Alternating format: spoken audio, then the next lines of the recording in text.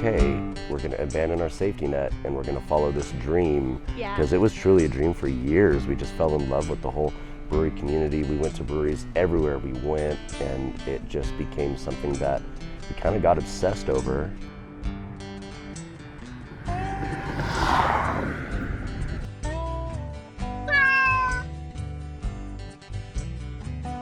We went to a ton of tasting rooms and tap rooms. I mean, I think that our children have been to more breweries than most adults that we know. Our philosophy is to stay true to tradition without being so rigid. So we honed that into Lucky Luke. That was my great-grandfather's first name. I grew up spending a lot of time with him. He'd done every job he could ever imagine. And he always said that he was lucky to be alive. He was born right after the Depression and did just anything and everything. So we named it Lucky Luke as a tribute to him. We do a lot of stuff the way he would have done it. A lot of our stuff in a tap room is repurposed. He was more of a kind of like a handyman. So like our tap handles in-house are all old tools that are welded together to make tap handles, and our tables are made out of repurposed materials, and all of the wood you see in the tap rooms and the pub are all pallet wood and stuff we could kind of just get our hands on. The same kind of thing he would do. He'd have this workshop out in the back and we'd just be always out tinkering with stuff, you know. We're creating a space that for the new craft beer drinker, they're welcome here, and we can kind of share the passion and share the love and get them as into it as we are. It's funny because coming up with a logo is the most exhausting thing that I think that we've ever done. We started using the Joshua tree a couple of years ago. That really signifies home for us.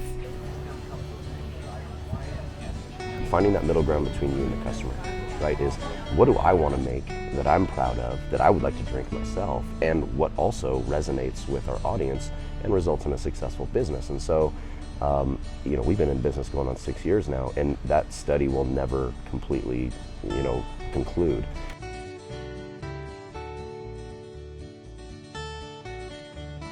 We were lucky enough to meet Rob and Lena in the beginning of our brewing career, and I think that they were our second account that we ever sold to, the restaurant.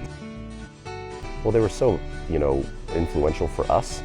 We had to do everything we could to help keep that brand alive. Wolf Creek Beer was always there. I mean, when we first started, they were just so important, and so we couldn't let anything bad happen to that, you know. Right. Come on in. Over the next couple of months, you'll see the space transform into Lucky Luke. We're going to be kind of putting our own spin on things. You can still get Wolf Creek beer. That brand will live on through the restaurant, the Wolf Creek restaurant here in Santa Clarita. So you will still be able to get your favorite Wolf Creek beers, but you will definitely see this space transform into Lucky Luke and the addition of Lucky Luke beers here. The transition is a process, as we kind of anticipated, as it is when you're doing this sort of thing, but thankfully we have such a great relationship with Wolf Creek. It's been as seamless as it possibly could be. So our new location represents for us a big boost in distribution, because we'll be able to reach so many more people through that distribution. So I think we're going to be able to build in a location that's a little bit more accessible to our target market, which is really the LA market.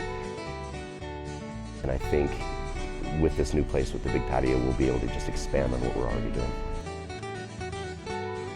Sitting and talking to us with Simcoe for Palmdale. And we are so excited for the opening of the new location. We're excited to have you. Can't wait to see what both of you brew up. Awesome. Thank you so Thank you much. guys. We really appreciate you.